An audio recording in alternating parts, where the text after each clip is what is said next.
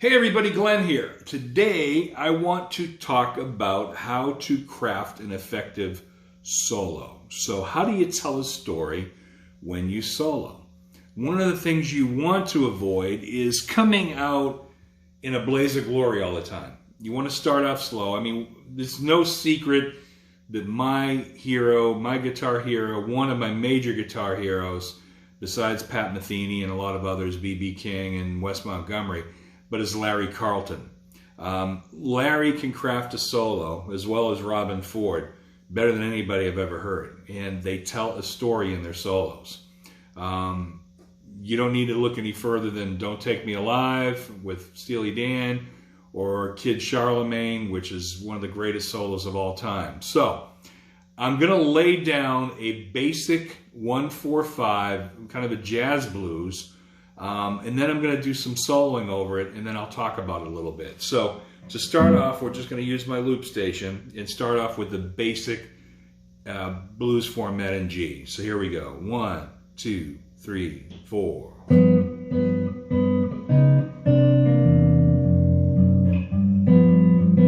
Half step up, half step down to the 4 chord.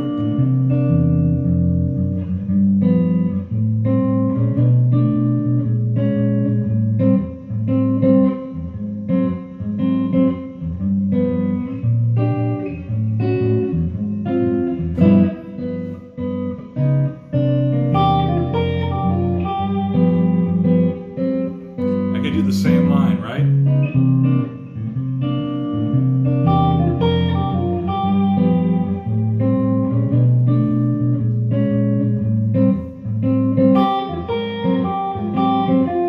A little variation of the same thing, right?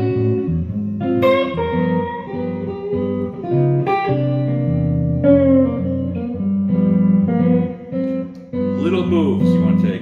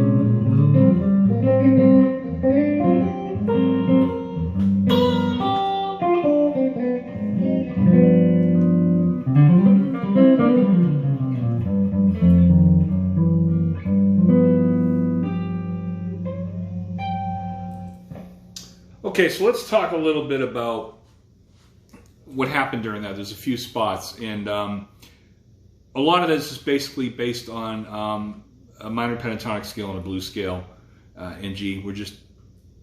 But what happens is you want to avoid sounding like you're playing a scale.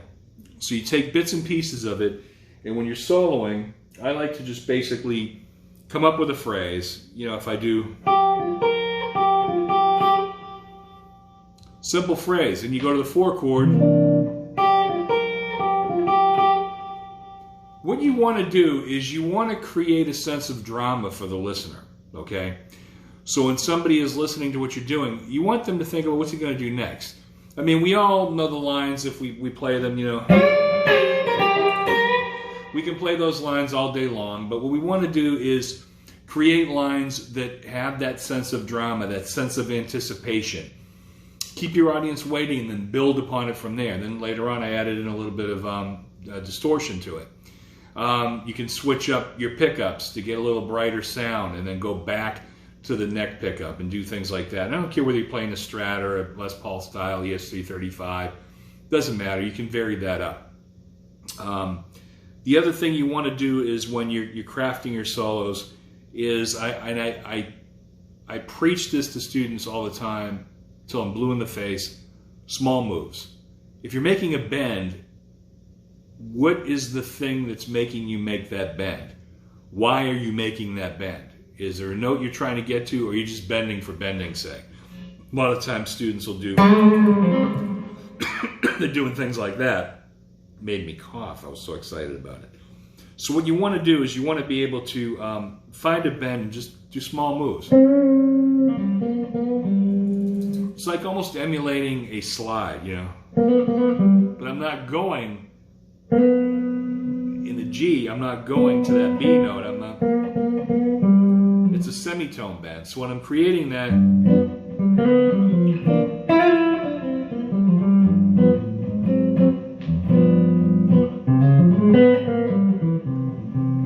you can actually approach your soloing from a half step up or below. So if you're playing chords, and I like to use a lot of chord tones when I solo, or if I'm having a C ninth,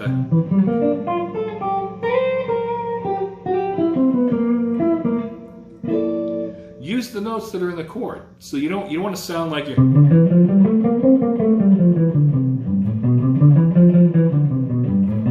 You don't want to sound like a scale machine, is what I'm saying. So small moves on it. Do repetitive phrases that build into something. So if I'm doing you,